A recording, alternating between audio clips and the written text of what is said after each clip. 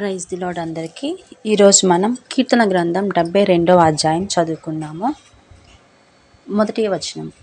దేవా, రాజునకు నీ న్యాయ విధులను, రాజకుమారునికి నీ నీతిని తెలియజేయుము. నీతిని బట్టి నీ ప్రజలకును, న్యాయ విధులను బట్టి శ్రమ నొందిన నీ వారికిని అతడు న్యాయము తీర్చును. నీతిని బట్టి పర్వతములను, చిన్న కొండలను ప్రజలకు నెమ్మది పుట్టించును. ప్రజలలో శ్రమనొందు వారికి అతడు న్యాయము తీర్చును. బీదల పిల్లలను రక్షించి బాధపెట్టు వారిని నలుగగొట్టును. సూర్యుడు నిలుచునంత కాలము, చంద్రుడు నిలుచునంత కాలము తరములన్నిటిను జనులు నీయందు భయభక్తులు కలిగి ఉందురు. గడ్డి కోసిన బీటి మీద మరియు కురియు వానవలెను, భూమిని తడుపు మంచి వర్షము వలెను అతడు విజయము చేయును. అతని దినములలో నీతిమంతులు వర్ధిల్లుదురు. చంద్రుడు లేకపోవు వరకు క్షేమాభివృద్ధి కలుగును. సముద్రము నుండి సముద్రము వరకు, యూఫ్రాటీసు నది మొదలుకొని భూదిగంతముల వరకు అతడు రాజ్యము చేయును. అరణ్యవాసులు అతనికి లోబడుదురు. అతని శత్రువులు మన్ను నాకెదరు. తర్షీషు రాజులు, ద్వీపముల రాజులు కప్పము చెల్లించెదరు. సేబా రాజులను కానుకలు తీసుకొని వచ్చెదరు.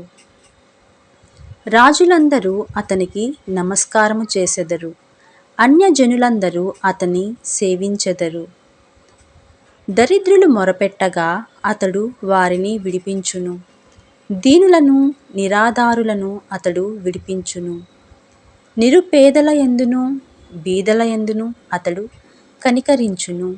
బీదల ప్రాణములను అతడు రక్షించును. కపట బలాత్కారముల నుండి అతడు వారి ప్రాణమును విమోచించును. వారి ప్రాణము అతని దృష్టికి ప్రియముగా ఉండును. అతడు చిరంజీవి యగును. షేబా బంగారము అతనికి ఇవ్వబడును.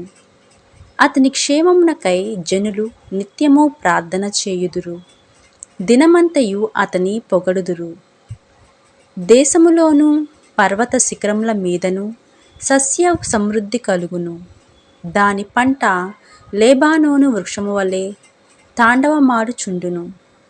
నేల మీది పచ్చిక వలె పట్టణస్థులు తేజరిల్లుదురు. అతని పేరు నిత్యము నిలుచును.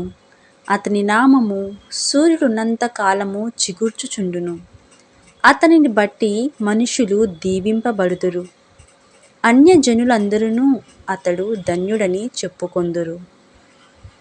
దేవుడైన యెహోవా, ఇశ్రాయేలు యొక్క దేవుడు స్తుతింపబడునుగాక.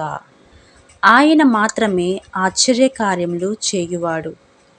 ఆయన మహిమగల నామము నిత్యము స్తుతింపబడునుగాక. సర్వభూమియు ఆయన మహిమతో నిండియుండునుగాక. ఆమేన్, ఆమేన్. యెషయి కుమారుడగు దావీదు ప్రార్థనలు ముగిసెను. ఇంతటితో 72వ అధ్యాయం పూర్తయినదండి. 73వ అధ్యాయంతో మళ్ళీ కలుద్దాం. Praise the lord.